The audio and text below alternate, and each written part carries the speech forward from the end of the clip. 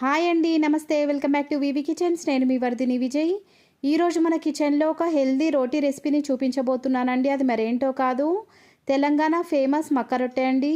ఈ మక్క రొట్టెని తెలంగాణలో మక్క రొట్టె అని, మరికొన్ని ప్రాంతాలలో మొక్కజొన్న రొట్టె అని కూడా పిలుస్తారు. ఎవరు ఏ పేరుతో పిలిచినప్పటికీ కూడా ఈ మక్క రొట్టె మాత్రం చాలా టేస్టీగా ఉంటుంది. ఎంతో ఆరోగ్యాన్ని ఇచ్చే మక్క రొట్టెని ప్రిపేర్ చేయడానికి చాలామంది భయపడుతూ ఉంటారు. ఎలాంటి హడావిడి లేకుండా చాలా సింపుల్ అండ్ ఈజీ ప్రాసెస్లో ఈ మక్క రొట్టెని ఎలా ప్రిపేర్ చేయాలి వీడియోలో చూపించబోతున్నానండి. ఈ మొక్కజొన్న రొట్టెను మన ఓల్డ్ జనరేషన్స్ వాళ్ళు రెగ్యులర్గా తింటూ ఉండేవాళ్ళండి. అందుకే వాళ్ళంతా స్ట్రాంగ్గా అంత హెల్తీగా ఉంటారు. ఈ మక్క రొట్టెను రెగ్యులర్గా తినడం వల్ల డయాబెటీస్ పేషెంట్స్కి, హార్ట్ పేషెంట్స్కి ఎంతో బాగుంటుందండి. అలాగే వెయిట్ లాస్కి ట్రై చేసే వాళ్ళు కూడా ఈ మక్క రొట్టెను రెగ్యులర్గా తీసుకోవడం వల్ల వాళ్ళ వెయిట్ లాస్కి కూడా ఈ మక్క రొట్టె అనేది ఎంతగానో హెల్ప్ చేస్తుంది. మరి లేట్ చేయకుండా ఈ మక్క రొట్టెను ప్రిపేర్ చేయడం కోసం ప్రాసెస్ స్టార్ట్ చేసేద్దాం. ముందుగా స్టవ్ ఆన్ చేసి ఒక బౌల్ పెట్టి ఆ బౌల్లోకి మంచినీళ్ళను వేసి మరిగించుకోవాలి. ఈ మంచినీళ్ళలోకి కొంచెం సాల్ట్ని కూడా వేసుకొని మంచినీళ్ళను రోలింగ్ బాయిలింగ్ అయ్యేంత వరకు కూడా మంటను హై ఫ్లేమ్లోకి అడ్జస్ట్ చేసుకొని బాగా మరిగించుకున్న తర్వాత ఇలా మరిగించుకున్నటువంటి మంచినీళ్ళను మొక్కజొన్న పిండిలోకి వేసుకుంటూ కలుపుకోవాలి. ఒక పెద్ద మిక్సింగ్ బౌల్లోకి మక్కపిండిని తీసుకోవాలి. నేను తీసుకున్నటువంటి మక్కపిండి క్వాంటిటీ వచ్చి 1/2 kg వరకు ఉంటుందండి. ఈ 1/2 kg పిండిని కలపడం కోసం 1/2 లీటర్ దాకా వాటర్ని మరిగించుకోవాలి. మరుగుతున్నటువంటి వాటర్ని స్టవ్ ఆఫ్ చేసేసుకొని కొంచెం కొంచెంగా ఈ పిండిలోకి వేసుకొని మనం వేసుకున్నటువంటి వాటర్ మొత్తం కూడా ఈ పిండితో పాటు కలిసేలాగా అట్లకాడని యూస్ చేస్తూ పిండిని పైనుంచి కిందకి, కింద నుంచి పైనకి కలుపుతూ ఉండాలి. ఇలా చేసే ప్రాసెస్ని పిండి ఉప్పుకోవడం అని అంటారండి. మనం ఎంత బాగా ఈ పిండిని ఉప్పుతామో అంత సాఫ్ట్గా ఈ మక్క రొట్టె అనేది ప్రిపేర్ అవుతుందండి. వీడియోలో చూపించిన విధంగా వాటర్ మొత్తం కూడా ఈ పిండితో పాటు కలిసేలాగా అట్లకాడని యూస్ చేస్తూ కలుపుకుంటూ ఉండాలి. మీకు కనుక కావాలనుకుంటే మరికొన్ని వాటర్ని యాడ్ చేసుకొని కొంచెం కొంచెం వాటర్ని వేసుకుంటూ ఈ పిండి మొత్తాన్ని కూడా బాగా కలుపుకోవాలి. వాటర్ మొత్తం కూడా పిండితో పాటు కలిసిపోయిన తర్వాత చేతో పిండిని పట్టుకొని చూసినట్లయితే ముద్దగా రావాలండి. వీడియోలో చూపించినట్టుగా ఈ పిండి అనేది ముద్దగా వచ్చినట్లయితే మక్క రొట్టెకి పిండి అనేది పర్ఫెక్ట్గా ప్రిపేర్ అయినట్టండి. ఇలా ప్రిపేర్ చేసుకున్నటువంటి ఈ పిండిని 5 minutes పాటు మూత పెట్టి చల్లారనివ్వకుండా కాసేపు రెస్ట్ ఇవ్వాలి.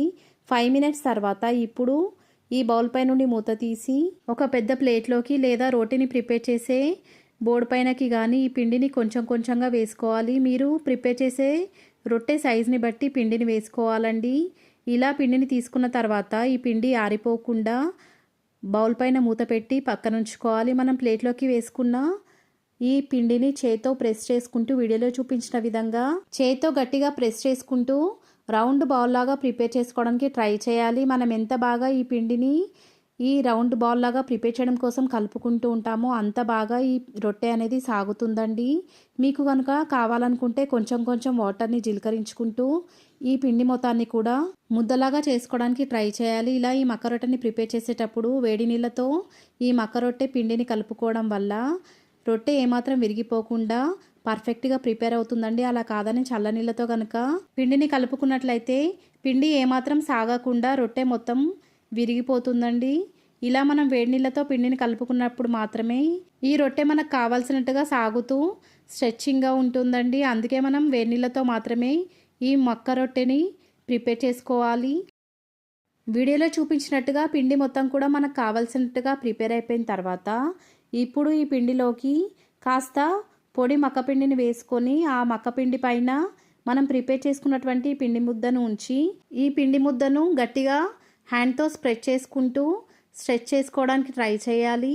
వీడియోలో చూపించిన విధంగా గట్టిగా కొడుతూ గనక ఈ మక్క పిండిని అటు ఇటు రొటేట్ చేసినట్లయితే రొట్టె అనేది స్ప్రెడ్ అవుతుందండి. పిండి కనుక మన చేతికి అంటుకున్నట్లుగా అనిపించినట్లయితే కాస్త పొడి పిండిని మన హ్యాండ్కి అప్లై చేసుకొని వీడియోలో చూపిస్తున్నట్టుగా ఈ రొట్టె మొత్తాన్ని కూడా స్ప్రెడ్ చేసుకోవాలండి. మీరు ఈ మొక్కజొన్న రొట్టెను తినాలనుకునే దాన్ని బట్టి ఈ రొట్టెని స్ప్రెడ్ చేసుకోవాలండి. మీరు కనుక ఈ మొక్కజొన్న రొట్టెని క్రిస్పీగా తినాలనుకుంటే చాలా సన్నగా ఈ రొట్టెని స్ప్రెడ్ చేసుకోవాలండి. అలా కాకుండా ఈ రొట్టెని సాఫ్ట్గా కనుక తినాలనుకుంటే కాస్త లావుగానే ఉంచాలి. వీడియోలో చూపించినట్టుగా మీకు కావాల్సినట్టుగా ఈ రొట్టె మొత్తాన్ని కూడా స్ప్రెడ్ చేసుకున్న తర్వాత స్టవ్ ఆన్ చేసి స్టవ్ పైన ఒక ప్యాన్ని పెట్టి ఆ ప్యాన్ని బాగా వేడి చేసుకోవాలి. ఇలాంటి రోటీస్ని ప్రిపేర్ చేసుకునే టైంలో ఐరన్ ప్యాన్ని యూస్ చేసినట్లయితే ఈ రోటీస్ చాలా బాగా కాలుతాయండి. అలాగే నాన్ స్టిక్ ప్యాన్ని కనుక యూస్ చేసినట్లయితే ఆ పెనం పాడయ్యే ఛాన్స్ ఉంటుందండి. అందుకే ఇలాంటి రోటీస్ని ప్రిపేర్ చేసేటప్పుడు కేవలం ఐరన్ పెనాన్ని మాత్రమే ప్రిఫర్ చేయాలి. 2 నిమిషాల పాటు ఈ మొక్కజొన్న రొట్టెను కాల్చుకున్న తర్వాత ఈ రొట్టె మీద వాటర్ని స్ప్రింకిల్ చేసుకొని మనం స్ప్రింకిల్ చేసుకున్నటువంటి వాటర్ ఈ రొట్టె మొత్తానికి కూడా వీడియోలో చూపిస్తున్నట్టుగా బ్రష్ని యూస్ చేస్తూ లేదా స్పాచులాని యూస్ చేస్తూ స్ప్రెడ్ చేసుకోవాలి. ఇలా మనం మక్క రొట్టెని ప్రిపేర్ చేసేటప్పుడు వాటర్ స్ప్రింకిల్ చేసి ఈ రొట్టెని కాల్చుకోవడం వల్ల ఈ మక్క రొట్టె పైన ఉన్న పొడిపిండి మొత్తం కూడా డ్రై అయిపోయి రొట్టె చాలా టేస్టీగా చాలా ఫ్లఫీగా వస్తుందండి. అంతేకాకుండా ఈ రొట్టె ఈవెన్గా లోపల వరకు బాగా ఉడకడానికి కూడా ఈ ప్రాసెస్ అనేది హెల్ప్ చేస్తుందండి. వాటర్ని స్ప్రింకిల్ చేసిన తర్వాత మరొక 2 నిమిషాల పాటు ఈ రోటీని మంటను లో ఫ్లేమ్లోకి అడ్జస్ట్ చేసుకొని ఫ్రై చేసుకున్న తర్వాత మరొక వైపుకు కూడా టర్న్ చేసుకొని అటువైపు కూడా 2 నుంచి 3 నిమిషాల పాటు మంటను లో ఫ్లేమ్లోకి అడ్జస్ట్ చేసుకొని మాత్రమే ఫ్రై చేసుకోవాలి. అటువైపు కూడా 2 నిమిషాల పాటు కాల్చుకున్న తర్వాత ఇందాక మనం రొటేట్ చేసినటువంటి వైపే మరొకసారి వేసుకొని వాటి ఎడ్జెస్లోకి రొటేట్ చేసుకుంటూ ఈ రొట్టెని బాగా కాల్చుకోవాలి. ఎడ్జెస్లో గనక మనం పర్ఫెక్ట్గా కాల్చినట్లయితే రొట్టె బాగా కాలడమే కాకుండా ఈ రొట్టె పొంగడానికి కూడా ఈ ప్రాసెస్ అనేది చాలా బాగా హెల్ప్ చేస్తుందండి. అట్ల కాడను పైన నొక్కుతూ ఈ రొట్టెని కాల్చుకోవాలి. మీరు వీడియోని కనుక కరెక్ట్గా అబ్జర్వ్ చేశారంటే మనం ఇలా కాలుస్తున్నటువంటి టైంలో ఈ రొట్టె పొంగడం స్టార్ట్ అయిందండి. 2 వైపులా కూడా ఈ రొట్టెని రొటేట్ చేసుకుంటూ అన్ని వైపులా ఈ రొట్టె ఎడ్జెస్ని బాగా కాల్చుకోవాలి. అన్ని వైపులా ఈ రోటీని ఈవెన్గా కాల్చుకున్న తర్వాత స్టవ్ ఆఫ్ చేసేసుకొని ఈ రోటీని సర్వ్ చేసుకోవచ్చండి. మీకు నచ్చిన ఏ కర్రీతో తిన్నా కూడా ఈ రోటీ టేస్ట్ మాత్రం అద్భుతంగా ఉంటుంది. స్పెషల్గా ఈ మక్క రొట్టెతో చేపల పులుసు కనుక తిన్నారంటే ఆ టేస్ట్ మాత్రం అమృతం అని చెప్పొచ్చండి. వీడియోని కనుక కరెక్ట్గా అబ్జర్వ్ చేశారంటే ఈ రోటీ మొత్తం కూడా పూరిలా మొత్తం పొంగిందండి.